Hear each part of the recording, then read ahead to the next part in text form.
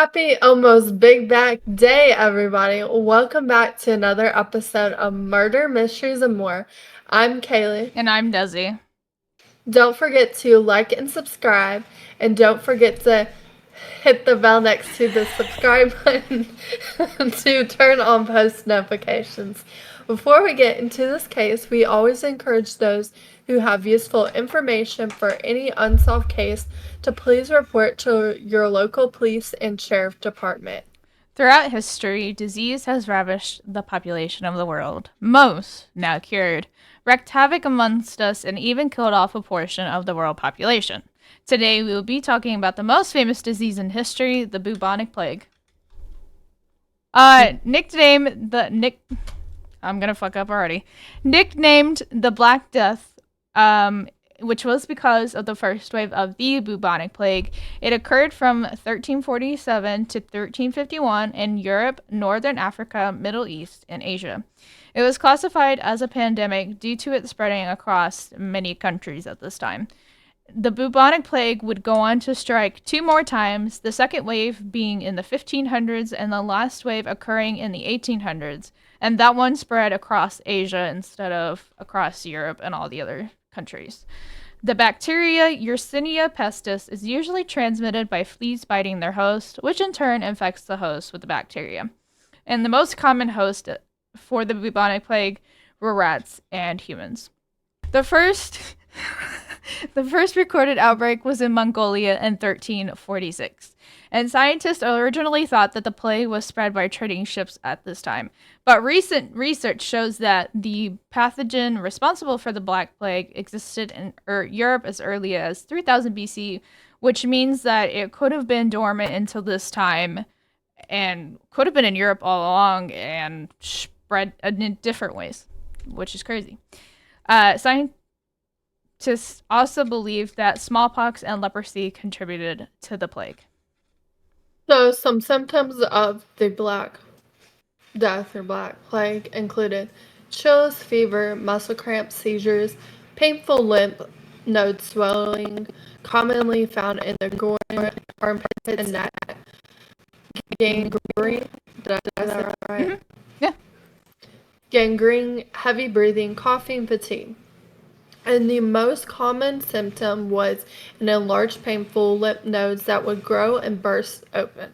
Ugh. Yeah. Without treatment, death occurred within 10 days of being infected, and the Black Death was easily spread through the touching of clothing, airborne contact, and saliva exchange contact. Cooties. Keep your cooties to yourself. That's why they say it. Death rate was anywhere from 60 to 90%. Patients were often diagnosed through lab testing such as blood culturing or by taking a fluid sample from the swollen lymph nodes. Nowadays, spirometry tests and chest x-rays are used to help diagnose. They did not have this type of technology during the 1300s, so we have definitely come a long way. Yep. Treatment consisted of bloodletting, boiled lancing, and aromatic herbs, and bathing in rose water and vinegar. Which is like very. The treatments were kind of gross though. Some of them were really Yeah, painful, especially the boil lancing, because yeah, that sounds nasty. But yeah, some of them seem pretty kind of chill. holistic. Well, and back in them days, did not sterilize a lot of their like tools, so They didn't have all the research that we have. no, they didn't believe in like sterile and passing things and this and that through like tools and stuff that they use. So it's kind of crazy. During this time, healthy people did all they could to avoid the sick. Doctors refused to see patients, priests refused to administer last rites, and shopkeepers closed stores. Many people fled cities to go to the countryside, but unfortunately for them, the disease spread to cows, sheep, goats, pigs, and chickens, which in turn spread it back to the humans, so regardless, they were kind of fucked. One consequence of this was the shortage of European wool, and that was due to the large amounts of sheep dying at this time. Local and civic authorities became involved in public health for the first time in history ever. Ports were restricted, and quarantine periods were extended to 40 days before anyone could enter any of the cities. Plague doctors would often come to inspect those infected in their homes in order to isolate them and families in their homes. Patients were also isolated in plague hospitals, which were built and created around this time and were used until the 1900s. Many people at the time believed that God was the one responsible for the Black Death, but why, you might ask? The Black Death was a form of divine punishment, retribution for sins against God, such as greed, blasphemy, heresy, fornication, and worldless world worldless. Wow, no, worldliness. And logically, the only way to overcome the plague was to win forgiveness. The way to do this was to purge their communities of heretics and other troublemakers. Others could by turning inward and fretting about the condition of their own souls. Some joined processions of flagellants that traveled from town to town, and they would engage in the public displays of penance and punishment, such as beating themselves and others with heavy leather straps.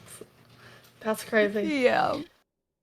For 30, I wish. for 33 and a half days, they repeated this ritual 3 times a day. So basically, they were lynching themselves like they were This is slaves. very metal. Do Yeah. not recommend. Please don't ever do that. Also the heavy leather straps had spikes on them.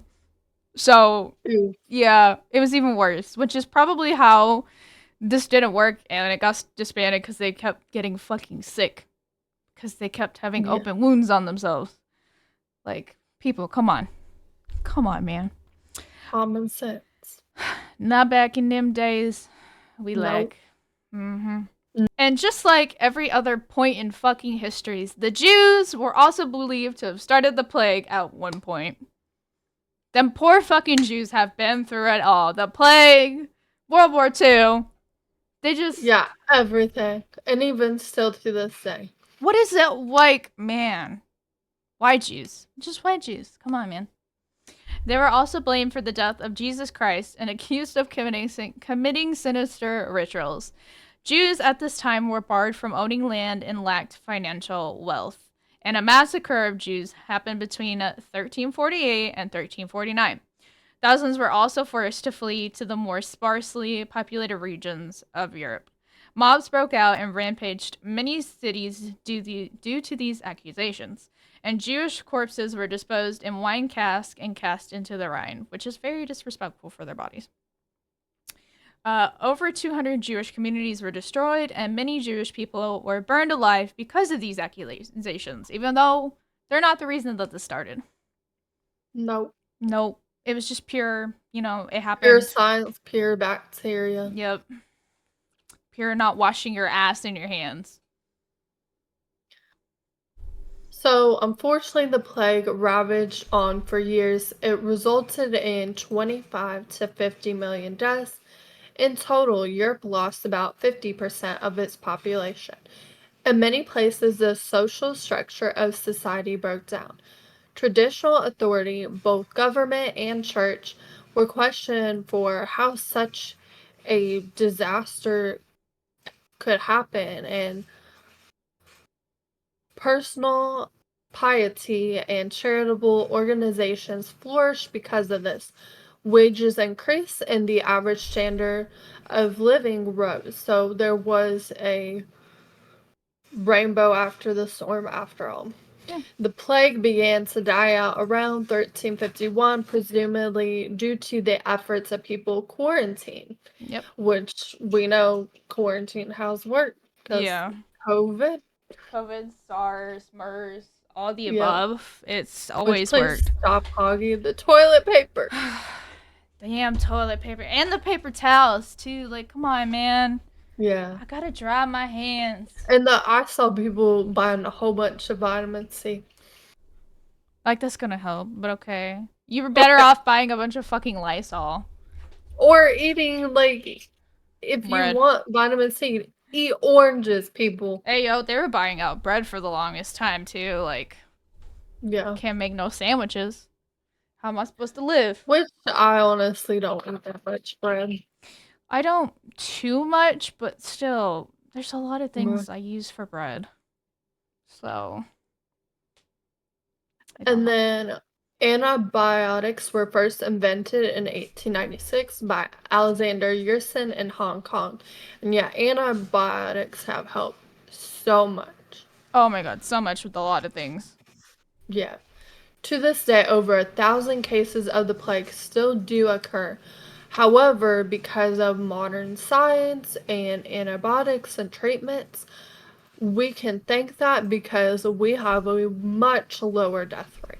I would say the death rate is about 10%, I think, now because of all the treatments that we have if you get treated in time. People still do die from it, but it's not as bad and it's found in more like third world countries at this point. So, Yeah, yeah, or from which is traveling. understandable. Yeah, it's kind of like Ebola as well, you know, because that we all know that was a big thing back in 2000 whatever.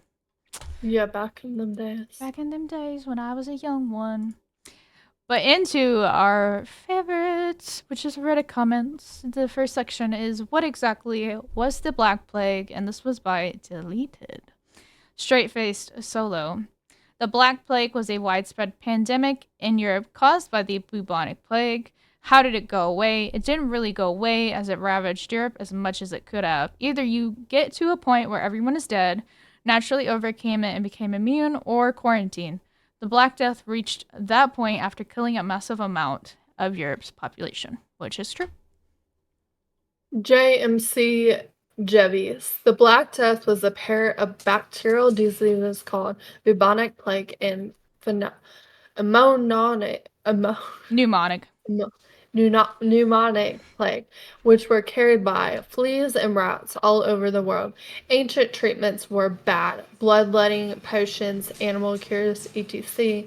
The Black Death killed almost one-third of the people in Europe, and it didn't really go away until antibiotics were invented in the 1800s. If you caught it today, it would be concerning and would suck, but if you got to a doctor quickly, you would likely be okay. Deleted. It exists nowadays, and there are some infections around the world, and especially in poorer areas like Central Asia. It's actually pretty endemic in the southwestern United States as well, but it's only among rodent type critters and not humans. So it doesn't really spread. Flying barn swallow. Treatment during the Black Death was not very effective, which is why the mortality rates were so high. But the plague did not actually go away. You can still get it in a number of locations. While animals carry it, armadillos are particularly likely to have it. I did not know that. I didn't And the either. Mongolian government has continually reminded tourists not to interact with them, which you Very probably fair. should leave them alone anyways. Yeah, they're not too friendly. And then plague is in the US too. People occasionally die after getting it from prairie dogs, but with modern medicine, survival is more likely. But obviously, there's always room for error, so it's not guaranteed. Of course, yeah. They Yeah. don't have official vaccine, and they never. Well, they started working on it, but it didn't pan out. So just because it is ever evolving and it is bacterial, so it's a little different.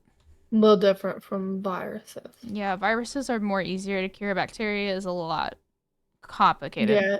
And viruses replicate way easier. Yeah, they mostly have the same genetic coding. Bacteria can change. So Yeah.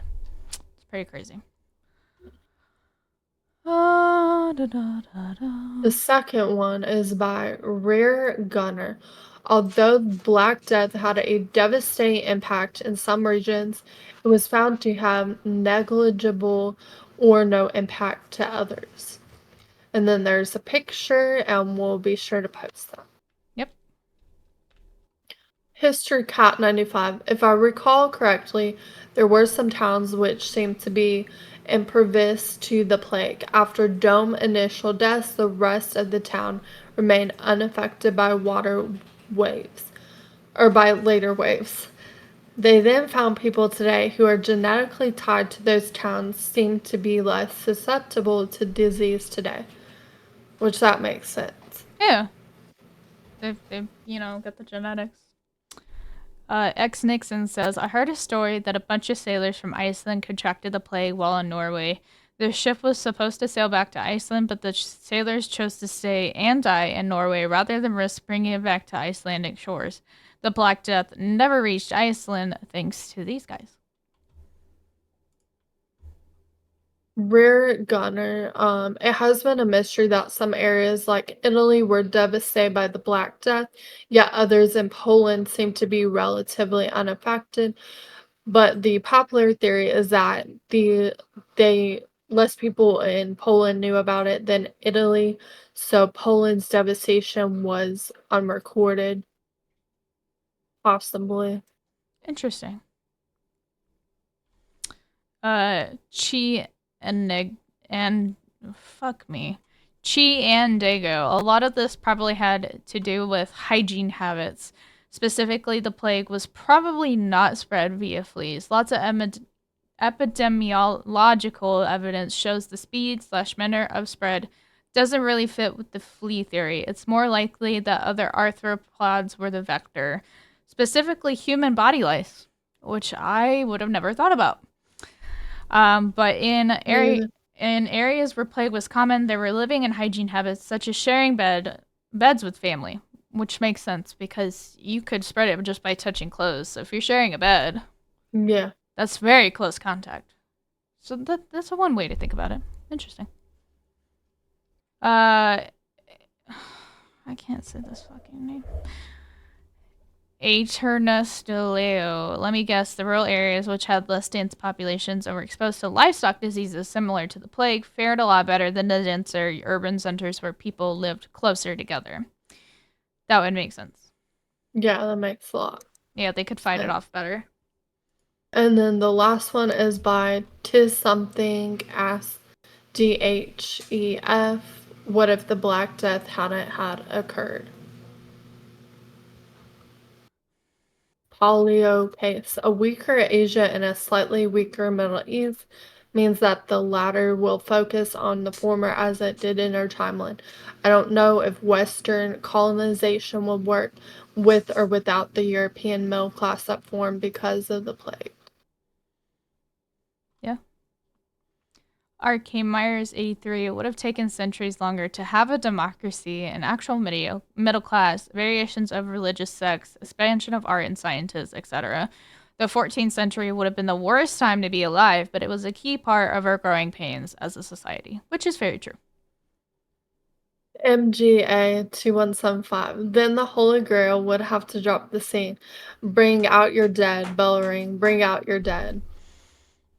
Don't forget about Ring Around the Rosie. Oh, yeah. Ashes, ashes, we all fall down. Oh, yeah. Yep, that was because of that. Would have never existed.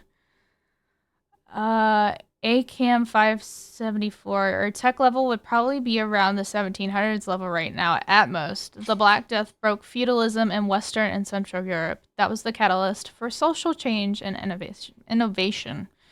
Very true. Yep, very true. Yeah, back in those days, it was a dark and rough time. So it would probably still be going on, actually. Oh, what is this one? Oh yeah, the Renaissance would never have happened. Nope. Nope. So that was the period of enlightenment. So many great things would have never came out of it. True. Yeah, very true. The Black Death killed millions of people and kept coming back in waves centuries later. Thanks to science, we now have medicine to help treat this plague. Will we ever have a full cure for this? The world may never know. Thank you for listening to another episode of Murder, Mysteries, and More. Make sure to tune in next week for another exciting case. And as always, remember to wash your hands. You never know when you can contract an incurable disease that might kill you.